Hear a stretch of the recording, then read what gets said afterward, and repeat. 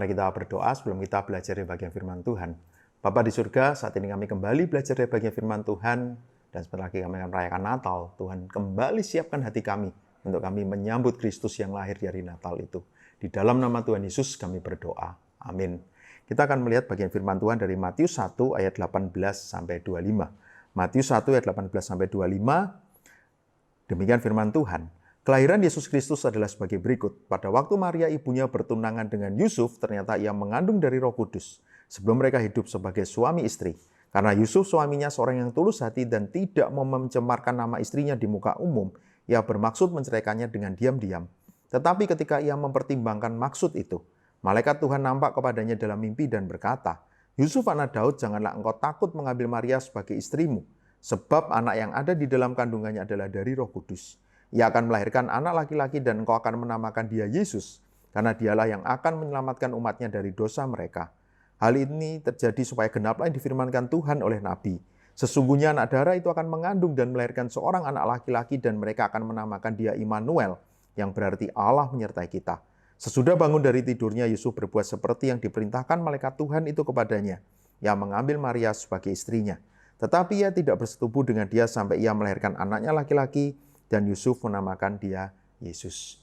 Saudara, mungkin saat ini, saudara, bahkan saya juga merasa kita ini orang yang biasa, kita orang yang lemah, kita orang yang tidak hebat, mungkin kita tidak populer, mungkin kita insecure dengan keadaan kita. Saudara, di dalam kisah kelahiran Yesus ada satu hal yang menarik. Ada seseorang yang perannya besar, tapi tidak banyak diceritakan. Bahkan tidak dikatakan dia langsung ngomong, langsung dikutip di Alkitab sebagai kalimat langsung.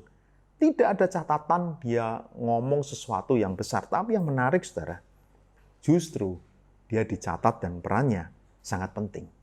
Satu catatan di sini, ya dia adalah Yusuf yang kita baca di ayat tadi. Dikatakan terakhir, Yusuf menamakan dia Yesus. Berarti kemungkinan ketika dia mengucapkan anak ini namanya Yesus, tentu dia mengucapkan sesuatu meskipun tidak dicatat sebagai kalimat langsung. Keberadaan Yusuf ini menjadi sesuatu yang menarik di dalam kelahiran Yesus. Ketika kita melihat kelahiran Yesus, kita menantikan Mesias yang datang menyelamatkan manusia. Tentu yang menjadi pusat adalah Allah yang mengasihi manusia. Yang menjadi pusat adalah inisiatif Allah di dalam menyelamatkan manusia, bukan manusianya dan bukan kekuatan manusianya. Manusia hanyalah menjadi alat kemuliaan Tuhan untuk membuat rencananya bisa terwujud. Saudara, di dalam menjalani hidupnya, tentu apa yang dialami Yusuf tidak mudah. Ketika dia tahu istrinya itu sudah mengandung, dikatakan ia bermaksud menceraikannya dengan diam-diam. Lalu ketika dia mempertimbangkan maksudnya, malaikat datang, janganlah engkau takut mengambil Maria sebagai istrimu. Satu perjuangan yang tidak mudah. Bahkan ketika Yesus sudah lahir, kita ingat, ketika ada perintah bagaimana anak di bawah 2 tahun harus dibunuh, dia membawa Yesus dan juga Maria untuk mengungsi ke Mesir. Bagaimana di dalam ketakutan, di dalam segala pergumulannya, dia melakukan tugas yang Tuhan perintahkan. Saudara, yang menarik, apa yang membuat dia berani dan membuat dia taat? Di tengah keheningan dan juga keterbatasannya. Karena pesan yang sangat jelas yang tercatat di ayat ini. Pesan apa, saudara? Di sini ketika diberikan nama dia Yesus, karena dialah yang akan menyelamatkan umatnya dari dosa mereka. Satu pesan yang bukan hanya sekedar berhubungan dengan nama. Satu pesan yang Tuhan mau katakan lewat malaikat kepada Yusuf. Anak inilah yang akan menyelamatkan umat manusia.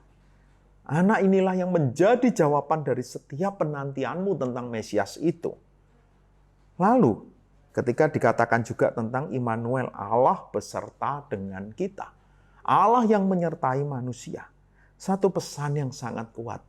Dialah pembebas itu. Dialah Mesias yang akan menyelamatkan. Dan dia beserta dengan engkau. Saudara, ketika melihat ayat ini, saya yakin tentang Yesus dan tentang Allah beserta dengan kita. Tentang Yesus dan tentang Immanuel itu. Itulah yang menguatkan Yusuf. Di tengah segala hal yang harus dia alami.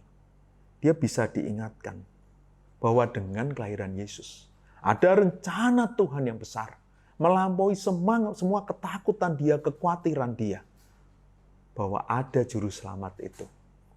Dan itulah bukti Tuhan mengasihi manusia. Tentu ketika dia menjalani setiap kehidupannya yang tidak mudah, dia ingat Mesias itu. Dia ingat Tuhan menyelamatkan dia. Di tengah kehidupannya yang tidak mudah, dia ingat Tuhan beserta dengan aku. Tuhan penyelamat itu, dia tidak pernah meninggalkanku. Bagaimana dengan hidup kita, saudara? Di Natal ini, apapun yang saat ini sedang kita alami, mungkin kita merasa hidup kita terlalu biasa, mungkin kita dalam kelemahan, kita di dalam pergumulan. Yesus yang kita sambut di hari Natal, dia adalah penyelamat kita. Itulah yang membuat kita boleh menjalani hari-hari kita dengan penuh keyakinan dan kepercayaan. Dan Yesus yang datang di hari Natal, itu adalah bukti bahwa Allah beserta dengan kita. Immanuel itu. Karena itu ketika kita menjalani hari-hari yang tidak mudah, kita tidak sendirian. Dia Allah penebus, Allah yang akan menyertai setiap langkah kita.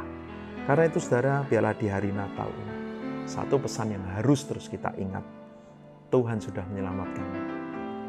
Tuhan selalu menyertai. Selamat menyambut Natal di dalam ketaatan penuh kepada Tuhan. Mari kita berdoa. Bapa di surga, bersyukur bahwa Engkau adalah Allah penebus kami dan Allah yang selalu menyertai kami. Biarlah itu menjadi keyakinan kami di dalam kami menjalani seluruh kehidupan kami. Biarlah di Natal ini kami sungguh-sungguh diyakinkan akan hal itu. Dan kami mau mengikut Tuhan di dalam ketaatan dan kesungguhan. Di dalam nama Tuhan Yesus kami berdoa. Amin.